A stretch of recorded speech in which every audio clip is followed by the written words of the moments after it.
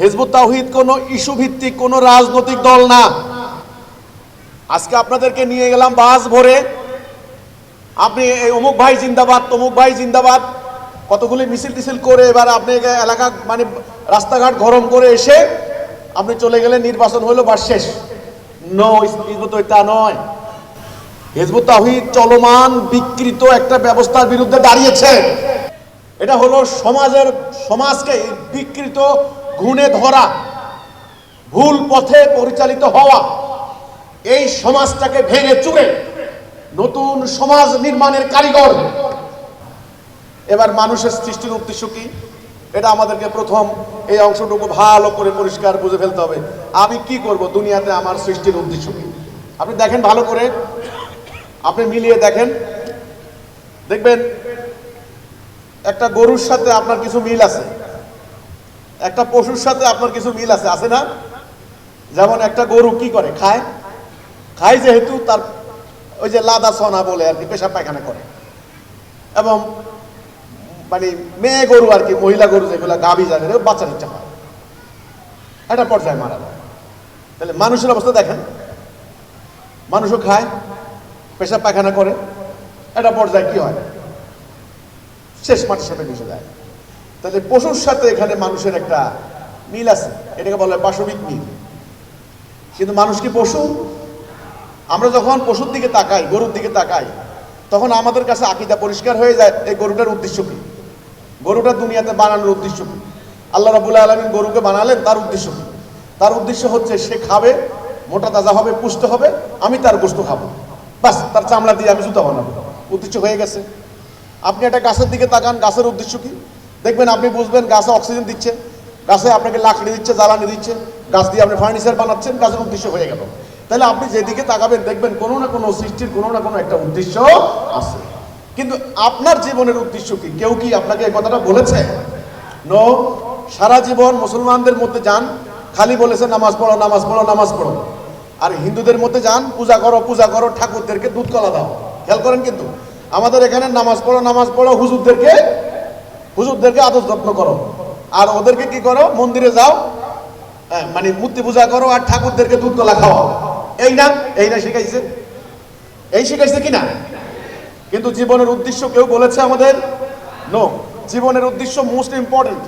জীবনের উদ্দেশ্য যদি আপনি না বোঝেন, তাহলে আপনার হোল লাইফ টাইম, পুরো জীবনটা আপনার ব্যর্থ হয়ে যাবে। কিন্তু ইসলাম একটা আদর্শের নাম। হিজবুত তাওহীদ কোনো ইস্যু ভিত্তিক রাজনৈতিক দল না। এই যে নতুন ভাইরা, এই যে বোনেরা, হিজবুত তাওহীদ কোনো ইস্যু ভিত্তিক কোনো রাজনৈতিক দল না। আজকে আপনাদেরকে নিয়ে গেলাম বাস ভরে, আপনি এই অমুক ভাই জিন্দাবাদ, তমুক ভাই জিন্দাবাদ, কতগুলি মিছিল টিছিল করে এবার আপনি এলাকা মানে রাস্তাঘাট গরম করে এসে আপনি চলে গেলেন, নির্বাচন হলো বা শেষ। নো, হিজবুত তা নয়। হিজবুত তাওহীদ চলমান বিকৃত একটা ব্যবস্থার বিরুদ্ধে দাঁড়িয়েছে। এটা একটা বিপ্লব, এটা একটা কঠিন কাজ। সমাজের বিরুদ্ধে আপনি অবস্থান নিয়েছেন। এটা হলো সমাজকে বিকৃত গুণে ধরা, ভুল পথে পরিচালিত হওয়া, এই সমাজটাকে ভেঙে চুরে নতুন সমাজ নির্মাণের কারিগর। আগে ভালো করে বুঝতে হবে, 1 নাম্বার, আপনি কি চান, কতটুকু চান, ভালো করে বুঝতে হবে। 2 নাম্বার, বুঝার পরে নিজের চরিত্র সৃষ্টি করতে হবে। 2 নাম্বার চরিত্র সৃষ্টি করা। 3 নাম্বার, ওই পরিবর্তনের জন্য প্রাণান্তকর লড়াই করতে গেলে আপনার পরীক্ষা আসবে, কষ্ট আসবে, অনেক কঠিন পরিস্থিতির আপনার সম্মুখীন হতে হওয়া লাগবে।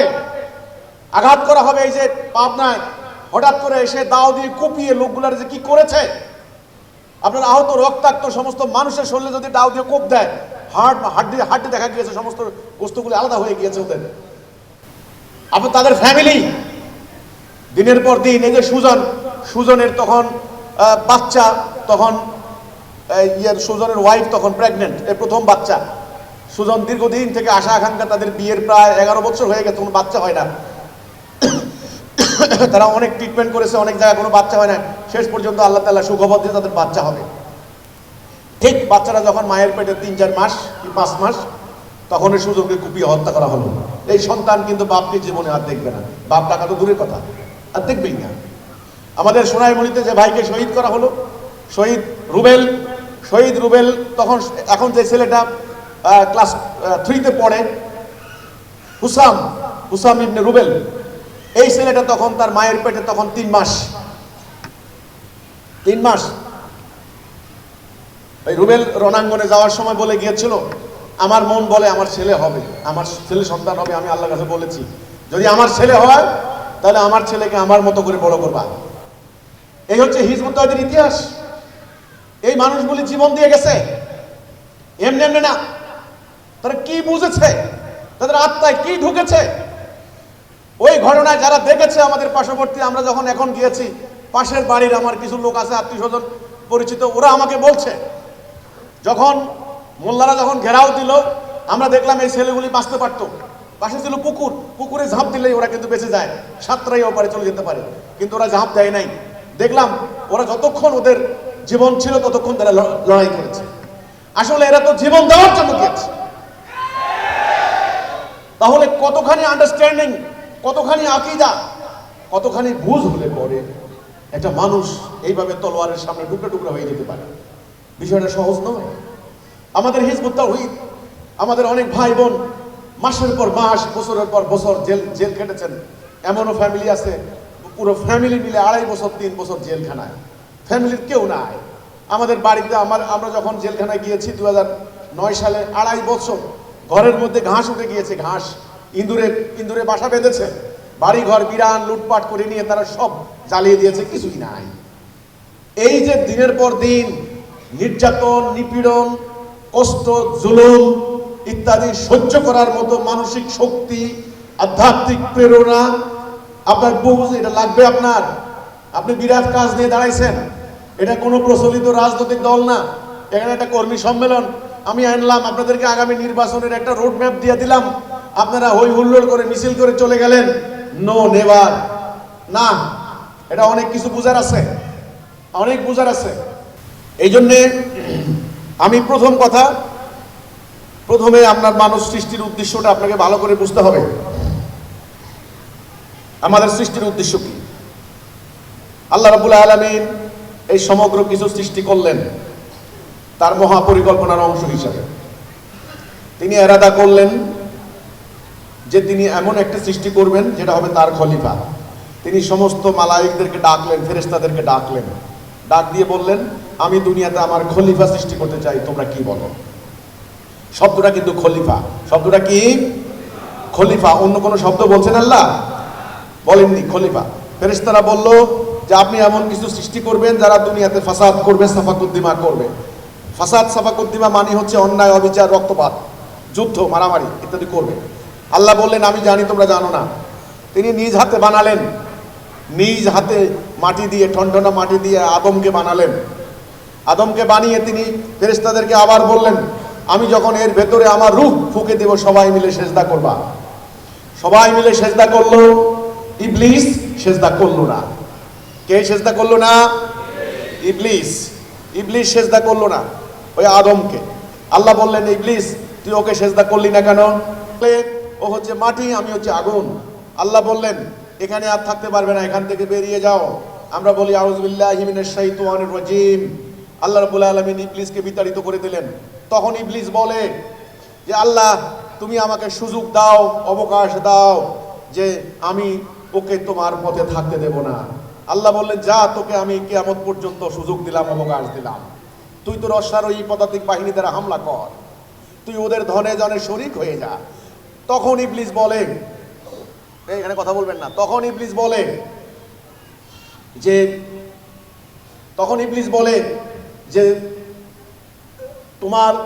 তুমি দেখবে তোমার অধিকাংশ বান্দাকে আমি এখান থেকে নিয়ে গেছি, তোমার অধিকাংশ বান্দাকে আমি এখান থেকে নিয়ে গেছি। খুব খেয়াল করেন কিন্তু, অধিকাংশ বান্দা। তো এখানে একটা কথা খুব পরিষ্কার মনে রাখতে হবে যে আল্লাহ রাব্বুল আলামিন আমাদেরকে বানালেন খলিফা হিসেবে। কি হিসেবে? খলিফা হিসেবে। আমরা পৃথিবীতে কার খলিফা? আল্লাহর খলিফা। এই খলিফা শব্দের অর্থ হচ্ছে রিপ্রেজেন্টেটিভ, প্রতিনিধি, আল্লাহর প্রতিনিধি। কার প্রতিনিধি? আল্লাহর প্রতিনিধি। আল্লাহর প্রতিনিধিত্ব করাই হচ্ছে খেলাফতের কাজ। তাহলে প্রতিনিধির কাজ কি? মালিকের যে কাজ প্রতিনিধির সেই কাজ, মালিকের যে কাজ প্রতিনিধির সেই কাজ। মালিকের কি কাজ? বিশ্ব ব্রহ্মাণ্ডকে শাসন প্রশাসন করা, পরিচালিত করা। তাহলে প্রতিনিধির কাজ হবে কি? এই দুনিয়াকে পরিচালিত করা, দুনিয়াকে শাসন প্রশাসন করা। তাহলে আবার পরিষ্কার, আকীদা পরিষ্কার। মানুষ সৃষ্টির উদ্দেশ্য কি? মানুষ হচ্ছে আল্লাহর খলিফা। মানুষ কি? আল্লাহর খলিফা। এই কথাগুলি মুখস্থ করে ফেলবেন। মানুষ দুনিয়াতে আল্লাহর খলিফা, মানুষ দুনিয়াতে আল্লাহর খলিফা। দুনিয়াতে মানুষের মূল দায়িত্ব কি, ডিউটি কি? আল্লাহর খেলাফত করা। মানুষ যেন আল্লাহর খেলাফত করতে না পারে। শত্রু কে? ইবলিস। শত্রু কে? ইবলিস। তাহলে এখানে এই আলোচনার মধ্যে আমরা পরিষ্কার হয়ে যাই, আমাদেরকে সৃষ্টি করেছেন কে? আমাদের প্রভু কে? আমাদের মালিক, আমাদের খালেক আল্লাহ। বাস, আমরা ছিলাম না, আমাদের অস্তিত্ব ছিল না, আসমান জমিন গ্রহ নক্ষত্র কিছুই ছিল না। এগুলি কে সৃষ্টি করেছেন? আল্লাহ। আমাকে কে সৃষ্টি করেছেন? আল্লাহ। এই সব কিছুর সৃষ্টির পিছনে একটা উদ্দেশ্য আছে, আছে কি না? আছে। সেটা আল্লাহ কোরআনে বলছেন, সেটা হলো এই বনি আদমকে সার্ভিস দেওয়া, তাদেরকে সেবা করা। কথা পরিষ্কার? এখন বনি আদমের উদ্দেশ্য কি বলেন? আদমের উদ্দেশ্য কি? আল্লাহর খেলাফত। বিদ্যুতের উদ্দেশ্য, বিদ্যুৎ আদমকে সার্ভিস দিবে। এই বাতাস আদমকে সার্ভিস দিবে। বৃক্ষরাজি তরুলতা আদমকে সার্ভিস দিবে। মৎস্যকুল বিহঙ্গকুল আদমকে সার্ভিস দিবে। Oxygen, hydrogen, nitrogen, carbon dioxide আদমকে সার্ভিস দিবে। গ্র্যাভিটি আদমকে সার্ভিস দিবে। কিন্তু আদমের সার্ভিসটা কি? এই যে আদমের সার্ভিসটা কি? আল্লাহর প্রতিনিধিত্ব করা, আল্লাহর খেলাফত করা। কথা পরিষ্কার? যদি এটা আদম করতে পারে, তখন আদম হয়ে গেল সৃষ্টির সেরা। তখন আল্লাহ বলছেন শাররুল বারিয়া খায়রুল বারিয়া, খায়রুল বারিয়া। সূরা বাইয়িনা খায়রুল বারিয়া। যদি আদম আল্লাহর হুকুম মানে, আল্লাহর খেলাফত করে, আল্লাহর ইবাদত করে, তবে সে হয়ে যাবে সৃষ্টির সেরা। এই পুরস্কার স্বরূপ পরকালে আল্লাহ তাকে জান্নাতে দাখিল করবেন। জান্নাত জাহান্নাম অন্য কোনো সৃষ্টির জন্য নয়, এই আদম আর জিন, মানে মানুষ আর জিন, আর কিছুর জন্য নয়। তাহলে এখন আসেন, আমরা এই অংশটুকু বুঝলাম। আমাদের সৃষ্টির উদ্দেশ্য কি? আল্লাহর খেলাফত। এখন আল্লাহর খেলাফত কিভাবে করব সেটা নিয়ে আমি পরের ধাপে আমি যাব। এ কথাটুকু মনে থাকতে হবে, ঠিক আছে? এ কথাটুকু মনে থাকতে হবে। কিন্তু যদি আমরা আল্লাহর খেলাফত না করি, আমাদের সৃষ্টির উদ্দেশ্য কি? ব্যর্থ। আমাদের সৃষ্টির উদ্দেশ্য কি? আপনি যাই করেন কোনো লাভ নাই আল্লাহর খেলাফত যদি না করেন। এ ফাঁকে একটা কথা জিজ্ঞাসা করি, দুনিয়াতে কি মানুষ কি আল্লাহর খেলাফত করে না ইবলিসের খেলাফত করে? এখন এখন এখন এখন দুনিয়াতে মানুষ কার খেলাফত করছে? ইবলিসের। কথা পরিষ্কার কি না? তাহলে যেহেতু ইবলিসের খেলাফত করছে, সেহেতু এই মানুষের ব্যক্তিগত কোনো বিশ্বাসের আর কোনো মূল্য নাই। ব্যক্তিগত বিশ্বাসের কোনো মূল্য নাই। এই হচ্ছে মেন কথাটা। এবার দ্বিতীয় স্টেপে ঢুকি। এই অংশটুকু মনে থাকবে? ওকে, দ্বিতীয় স্টেপ। আল্লাহ রাব্বুল আলামিন পরিকল্পনা শুরু, মানে তো শুরুতে আগে থেকেই উনি কিন্তু স্টার্ট। মাকে বানালেন, বাবা মা দুইজনকে বললেন এই জান্নাতে থাকো, যা খুশি খাও, একটা নিষেধ, ওই গাছের নিকট যাবে না। শয়তান প্ররোচিত করলো, ওনারা গেলেন। যাওয়ার পরে কি হলো? কোরআন বলছে তাদের লজ্জাস্থান অনাবৃত হয়ে পড়লো। তারা জান্নাতের পাতা দ্বারা নিজেদের লজ্জাস্থান হেফাজত করতে লাগলেন। আল্লাহ ডাক দিয়ে বললেন, আদম আমি কি বলি নাই শয়তানের আনুগত্য করবে না, ও তোমাদের প্রকাশ্য শত্রু? খেয়াল করেন। তখন বাবা আদম তওবা করলেন, রব্বানা যালামনা আনফুসানা ওয়া ইল্লাম তাগফির লানা ওয়া তারহামনা লানাকুনান্না মিনাল খাসিরিন। আল্লাহ আমরা জুলুম করেছি নিজেদের উপরে, আল্লাহ আমাদেরকে মাফ করে দাও, তা না হলে আমরা ধ্বংস হয়ে যাব। এখানে বাবা আদম আর ইবলিসের মধ্যে পার্থক্য বুঝতে পারছেন তো নাকি? ইবলিস তওবা করে নাই। ইবলিসকে যখন ডাক দিল যে তুই সেজদা করলি না কেন, সে যদি বলতো যে আল্লাহ ভুল হয়ে গেছে মাফ করে দাও, খেলা ওখানেই শেষ, খেলা ওখানেই শেষ। তো কিন্তু ইবলিস কিন্তু বলছে নো, আমি রাইট, আমি প্রমাণ দেব এই তোমার এই সৃষ্টির উদ্দেশ্য ঠিক ছিল না। এটা হলো আসলে মহাপরিকল্পনা। যাই হোক, কিন্তু আদম আলাইহিস সালাম বললেন কি আল্লাহ মাফ করে দাও, ভুল হয়ে গেছে। তখন আল্লাহ বললেন ঠিক আছে, ওকে তোমাকে মাফ করে দিলাম, তবে এখানে আর থাকতে পারবে না, এখান থেকে নামিয়ে যাও। কোথায় নামিয়ে আসলাম? এই পৃথিবীতে। এই পৃথিবী আসার ক্ষেত্রে একটা আকীদা পরিষ্কার বুঝতে হবে। নতুন ভাইরা আমার কথা দিকে একটু মনোযোগ দেন। এখানে আল্লাহ বললেন যে ওখানে যাও, বংশবৃদ্ধি করো, কিছু কালের জন্য তোমাদের জীবিকা রইল। দেখেন, কিছু কাল, দুনিয়াটা কিছু কালের জন্য, এটা আমাদের চিরস্থায়ী বাড়ি নয়। এই আকীদা ভালো করে বুঝতে হবে। এখানেই বর্তমানের পাশ্চাত্য দর্শন আর ইসলামিক দর্শনের মধ্যে ডিফারেন্স হয়ে যায়। কিন্তু আপনারা জানেন যে বর্তমানে পাশ্চাত্য দর্শন একটা আইডিয়া থ্রো করেছে যে পরকাল বলতে কিছু নাই, পরকাল বলতে কিছু নাই, এই দুনিয়ায় সব কিছু। ঠিক আছে, পরকাল এটা একটা ধারণা, এটা একটা কল্পকাহিনী, এটা একটা উপন্যাসের একটা মিথ, একটা পৌরাণিক গল্প, এটা প্রাচীন যুগের একটা গল্প। পরকাল, পরকালে মানুষদেরকে এখানে ভয় ভীতি দেওয়ার জন্য, এখানে কন্ট্রোল করার জন্য জান্নাতের মানে লোভ দেখানো হয়েছে, জাহান্নামের ভয় দেখানো হয়েছে। এগুলি আসলে বলতে কিছু নাই, এটা বাস্তবতা নাই। এই যে পরকালকে অস্বীকার করার যে একটা প্রবণতা, এটা কিন্তু পাশ্চাত্য দর্শন কিন্তু এখন সেগুলো ব্যাপক প্র্যাকটিস হচ্ছে। সেই দর্শন দ্বারা প্রভাবিত হয়ে আমাদের মুসলিম বিশ্ব কিন্তু দুর্ভাগ্যজনক, তাদের শিক্ষায় শিক্ষিত হয়ে একদল শিক্ষিত লোক তাদের সেই দর্শন বিশ্বাস করছে। কিন্তু আল কোরআন আমাদেরকে কি বুনিয়াদী শিক্ষাটা দিচ্ছে, সেটা হচ্ছে আল্লাহ বলছেন, দেখেন আল্লাহ বলছেন কিছু কালের জন্য তোমাদের জীবিকা রইল। তাহলে দুনিয়াটা কিন্তু আমার পরীক্ষা ক্ষেত্র। দুনিয়াটা কি? পরীক্ষা ক্ষেত্র। এটা আমার কিন্তু পার্মানেন্ট না, আমি চিরস্থায়ী না, আমাকে চলে যেতে হবে আল্লাহর কাছে। এই জন্য কেউ মারা গেলে আমাদেরকে বলা হয় ইন্না লিল্লাহি ওয়া ইন্না ইলাইহি রাজিউন, আমি আল্লাহ থেকে এসেছি, আবার ওখানে চলে যাব। এই যে ব্যাপারটা, এটা আমাকে প্রতি মুহূর্তে মনে করিয়ে দেওয়া হচ্ছে। আবার ওই যে মারে দেওয়ার সময় দেখেন পরে মিনহা খালাকনাকুম, পড়ে না, এখান থেকে তোমাকে তৈরি করা হয়েছে, আবার এখানে তোমাকে ফেরত দেওয়া হবে, আবার তোমাকে এখান থেকে উত্থান ঘটানো হবে। এই যে ব্যাপারগুলি, এগুলি আমাদের বুনিয়াদি, আমাদের কনসেপ্ট, এটার উপরে নির্ভর করছে আপনি পরকালের প্রতি কতখানি বিশ্বাস করেন। আপনার সারা জীবনের কর্মপ্রবাহ, কার্যাবলী নিয়ন্ত্রিত হবে এই বুনিয়াদি বিশ্বাসের উপরে। খুব খেয়াল করেন। তাহলে দুনিয়াতে আমরা আসলাম, দুনিয়াটা আমাদের জন্য পরীক্ষা ক্ষেত্র। দুনিয়াটা কি?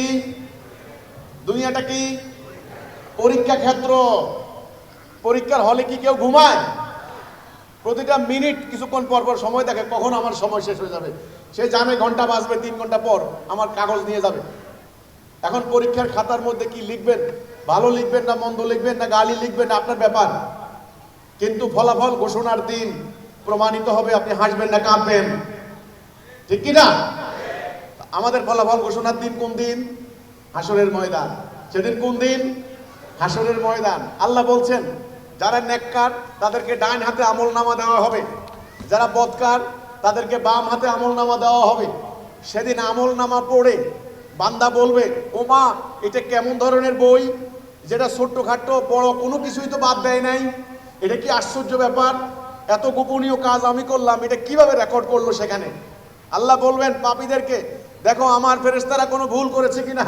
বলছে না আল্লাহ, কোনো ভুল নাই, একেবারে নিখুঁত রেকর্ড, অডিও ভিডিও সহ এই হাসরের দিন আপনার সামনে। তখন আল্লাহ বললেন, আজ তোমার আমলনামা পড়ার জন্য তুমি যথেষ্ট, তোমার বিচার করার জন্য তুমি যথেষ্ট, তুমি বলো তোমার জায়গা কোথায় এখন। সেদিন মানুষের কোনো কথা থাকবে না। আল্লাহ কোরআনে বলছেন সেদিন কারো কৈফিয়ত গ্রহণ করা হবে না, কারো উজুর আপত্তি গ্রহণ করা হবে না, একজন আরেকজনের উপর দোষ চাপালেও একজনের দায় আরেকজনকে পাকড়াও করা হবে না, কোনো সুপারিশ গ্রহণ করা হবে না। কথা বুঝছেন? তাহলে পরীক্ষার জায়গা। দুনিয়াটা কিসের জায়গা? পরীক্ষার জায়গা। খুব সাবধান ভাই, পরীক্ষা যদি ঠিক মতে প্রশ্ন না বুঝেন, অ্যান্সার যদি দিতে না পারেন, জিরো, একেবারে গোল্লা একটা পাবেন, আন্ডা বলি আমরা। তাহলে আগে প্রশ্ন বুঝা। পরীক্ষার হলে কি করতে হয়? আগে প্রশ্ন বুঝতে হয় যে কর্তৃপক্ষ আমার কাছে কি জানতে চেয়েছে। বলেছে লেখক গরুর রচনা, আপনি লিখলেন গরুর রচনা, ঠিক আছে, গরুর রচনা লিখে আপনি আমার বিড়ালের রচনা শুরু করে দিলেন। আপনি বললেন বিড়াল একটি উপকারী প্রাণী, তার 4টা ঠ্যাং আছে, 2টা কান আছে।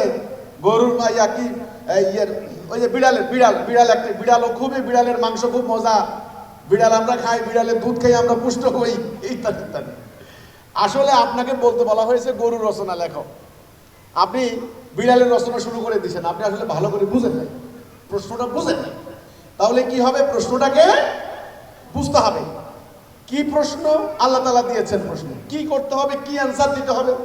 এই জন্য কোরআনে বলেছেন সূরা ইয়াসিনের, সূরা বনি ইসরাইল 36 নম্বর সূরা, 17 নম্বর সূরা 37 নম্বর আয়াত, যে সম্পর্কে তোমার কোনো জ্ঞান নাই তুমি এর অনুসরণ করো না, আগে জানো।